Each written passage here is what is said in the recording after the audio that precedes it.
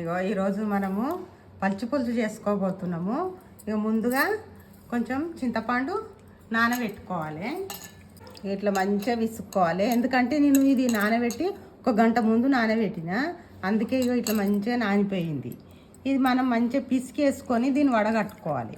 ఇట్లా మంచిగా అది పొచ్చ రాకుండా, చింతపండు రాకుండా మంచిగా వడగట్టుకుంటే పచ్చి పులుసుకు బాగుంటుంది. ఇట్లా మనం కావాల్సినంత కొంచెం అంటే కొంచెము, చాలా అంటే చాలా మనం చింతపండు పుల్లగా ఉంటుంది, కొద్దిగా వేసుకుంటే బాగుంటుంది. చింతపండు బాగా పుల్లగా ఉంది, అందుకే నేను కొద్దిగా వేసుకున్నా. ఉల్లిగడ్డ కట్ చేసి అందులో మనకు కావాల్సినంత ఉప్పు వేసుకొని ఆ ఉల్లిగడ్డ మన పులుసులు వేసి మంచిగా విసుక్కుంటే బాగా టేస్ట్ ఉంటుంది. పచ్చి పులుసు కదా, అట్లా వేసుకొని పిసుక్కుంటే టేస్ట్ అనేది బాగుంటుంది. అట్లనే వేసి కలుపుకోవద్దు, ఉప్పులు వేసి ఇట్లా మంచిగా విసుకాలి. దీన్ని మంచిగా విసికి ఇక పచ్చిమిర్చి ఇవన్నీ కట్ చేసి పెట్టుకోవాలి. అల్లము దంచి పెట్టింది ఉంటుంది కదా, ఆ అల్లం వేసి ఇండియన్ పులుసులనే కలుపుకోవాలి.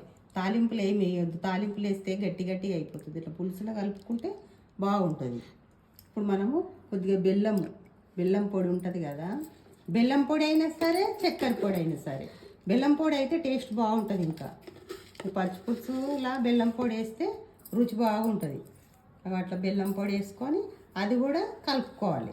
దాంట్లో పులుసులా ఇట్లా మంచిగా విసుక్కుంటే అది కరిగిపోగానే మనము అందులో కావాల్సినవి వేసుకోవాలి. ఇప్పుడు బౌల్ పెట్టుకొని మనకు పచ్చి పులుసులా కావాల్సినవి ఆయిల్ వేసుకోవాలి. ఒక 2 పావులు ఆయిల్ వేసుకోవాలి. 2 పావులు ఆయిల్ వేసుకుంటే సరిపోతుంది. ఇప్పుడు అందులో కావాల్సినవి జీలకర్ర వేయకముందు నూనె వేడి అయినాక కొద్దిగా ఇంగు వేసుకోవాలి. ఇంగు వేసుకుంటే కొద్దిగా మనకు బాగుంటుంది. ఇంకా కొద్దిగా జీలకర్ర వేసుకొని జీలకర్ర కొద్దిగా కాలిన తర్వాత ఆవాలు వేసి మనం ఎండుమిరపకాయలు ఉంటాయి కదా, ఎండుమిరపకాయలు ఒక 3 తుంచి పెట్టి ఆ ఎండుమిరపకాయలు కాలాలి. కొద్దిగా ఎండుమిరపకాయలు కాలంగానే ఒక 2-3 పచ్చిమిర్చి కట్ చేసి పెట్టేసిన. కాలినాయి కదా, పచ్చిమిర్చి వేసుకోవాలి.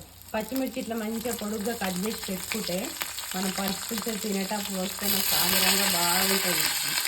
పచ్చిపులుసులో పచ్చిమిరపకాయ వేస్తే అన్నంలో వేసి కలుపుకుంటే చాలా బాగుంటుంది. చిన్న మంట పెట్టుకొని కాల్చుకోవాలి, లేకపోతే ఎందుకంటే ఎండుమిర్చి మాడిపోతాయి.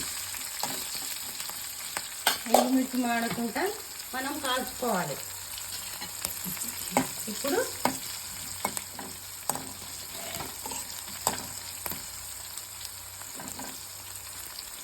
కొద్దిగా కాలిపోయినాయి. ఇప్పుడు మనం ఇది కలెమాకు మా పెరట్లదే, చిన్నగా ఎంత బాగుంటుందో, స్మెల్ బాగుంటుందని నేను ఇప్పుడు పోయి చెట్టుకు పెంపుకొని వచ్చి వేస్తున్నా. బాగుంటుంది, ఆకు చిన్నగా ఉంటుంది కానీ బాగుంటుంది, స్మెల్ బాగుంటుంది. పచ్చి పులుసు వేసుకుంటే చాలా బాగుంటుంది. కొత్తిమీర కూడా కొద్దిగా కొత్తిమీర వేసుకోవాలి. వేసుకొని మంచిగా మనం కలుపుకోవాలి. అది కలుపుకొని ఇప్పుడు పోసి ఆడిపోతుంది. వేసుకోవాలి. పసుపు సరిపోతుంది.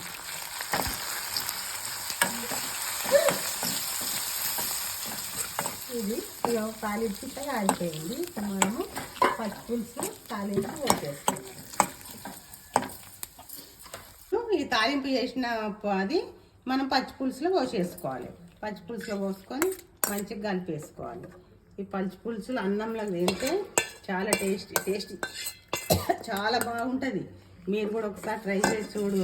పల్లెటూరు పచ్చి పులుసు ఎంత బాగుంటుందో.